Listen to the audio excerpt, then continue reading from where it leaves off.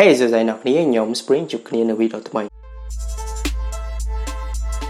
អូខេមួយថ្ងៃនេះបងប្អូនប្រកាសជាបានដឹងនៅ event របស់ Samsung គឺ Samsung Unpack ហើយក្នុងនោះមាន product ថ្មីមួយចំនួនទាក់ទងជាមួយ Note 20 series Galaxy Z Fold 2 ហើយនឹងaccessory ផ្សេងៗទៀតទាក់ទងជាមួយកាសផ្សេងៗអញ្ចឹងថ្ងៃនេះខ្ញុំនឹងលើកយកពី Galaxy Z Fold 2 យកមកចែករំលែកទាក់ទងជាមួយនឹងលក្ខណៈសម្បត្តិរបស់វាអញ្ចឹងការអាប់ដេតនេះគឺជាជំហានធំព្រោះអីការអាប់ដេតនៅឆ្នាំមុនយើងមើលឃើញថាអេក្រង់នៅខាងមុខទូចហើយ lens ដាក់នៅលើអេក្រង់ហើយនឹងកញ្ចក់ការពារនឹង UTG ហ្នឹងក៏ស្ដើងដែរអញ្ចឹងគេអាប់ដេតឲ្យកាន់តែមានលក្ខណៈពិសេសផងដែរតាក់ទងជាមួយនឹងអេក្រង់មុខគឺ Super AMOLED គេកែច្នៃបន្ថែមឲ្យវាទៅជាលក្ខណៈទូរស័ព្ទបត់ដែលមានភាពពេញលេញជាទូរស័ព្ទដែលមានភាពពេញលេញក្នុងការប្រើប្រាស់អញ្ចឹង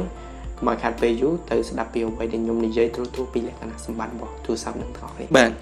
យើងចាប់ផ្ដើមនិយាយពីរូបរាងវាតែម្ដងទៅណាអញ្ចឹងជាការពិតណាស់លើកនេះ Galaxy Z Fold 2ពិតជាមានការផ្លាស់ប្ដូររូបរាងច្រើនមែនទែនជាក់ស្ដែងយើងឃើញថាវាមានអេក្រង់ធំជាងមុនហើយត្រូវបានរចនាឲ្យកាន់តែស្អាតជាងមុនប៉ុន្តែទម្រង់នៃការបត់របស់វាដូចសភៅហ្នឹងគឺរក្សានៅដដែលទីបំផុត Samsung បានសម្រេចចិត្តប្រើប្រាស់ lens ទម្លុះអេក្រង់មួយគ្រាប់នៅផ្នែកខាងក្នុងជំនួសឲ្យការប្រើឆកធំដូចឆ្នាំមុនចំណែកក្នុងខាងក្រោយរបស់វាគឺមានកញ្ចប់កាមេរ៉ារាងចតុកោណប្រឈរស្តៀង Galaxy Note 20 series របស់យើងដែរដែលទើបចេញហ្នឹងហើយកាន់តែពិសេសជាងនេះទៅទៀត Samsung ក៏បានធ្វើឲ្យអេក្រង់តូចផ្នែកខាងក្រៅរបស់វាហ្នឹងមានលក្ខណៈលាតពេញកែមអត់ដូចឆ្នាំមុនទេហើយនៅលើនោះក៏ភ្ជាប់ជាមួយ lens ទម្លុះអេក្រង់មួយគ្រាប់ដូចផ្នែកខាងក្នុងចឹងដែរមិនខុសទេ Galaxy Z Fold 2 បានបំពាក់មកជាមួយនឹងអេក្រង់ខាងក្រៅទំហំរហូតដល់ 6.2 អ៊ីនជាប្រភេទ Super AMOLED ខណៈពេលដែលអេក្រង់ធំខាងក្នុងវាមានទំហំរហូតដល់ 7.6 អ៊ីនជាប្រភេទ Dynamic AMOLED Display អញ្ចឹងកម្រិត refresh rate របស់វារហូតដល់ 120Hz ហើយក្រាលដោយកញ្ចក់ស្ដើងបំផុតដែលគេហៅថា UTG ដូចនៅលើ Galaxy Z Flip ដែរដែលយើងធ្លាប់បានជ្រាបកន្លងមកអូខេយើង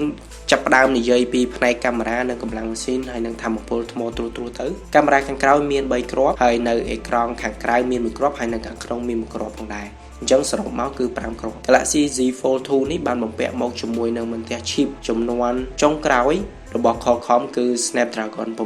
865ហើយវាគ្រប់គ្រងបច្ចេកវិទ្យា 5G បានផងដែរហើយសម្រាប់ថ្មវិញគឺ Samsung បានបង្ហាញដឹងថាទូរស័ព្ទឆ្លាតអេក្រង់បតខាងលើនេះភ្ជាប់ជាមួយនឹងថាមពលថ្ម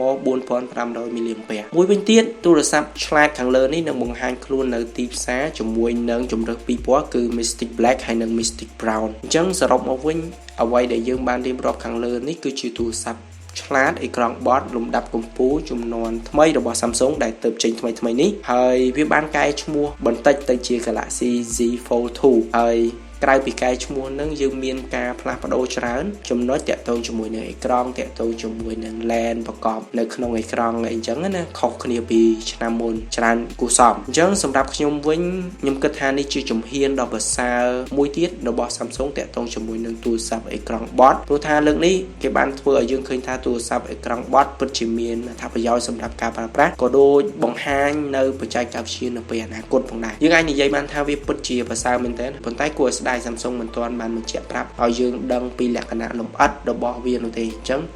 សូមរងចាំរហូតដល់ថ្ងៃទី1ខែកញ្ញាខាងមុខនេះវីដេអូនិយាយត្រួសពីលក្ខណៈសម្បត្តិរបស់ Galaxy Fold 2 នេះគឺមានតែប៉ុណ្្នឹងឯងហើយបើចូលចិត្តជួយ like subscribe share turn on notification ហើយខ្ញុំ Spring នឹងនិយាយទៅកាន់អ្នកទាំងអស់គ្នានៅវីដេអូក្រោយអរគុណ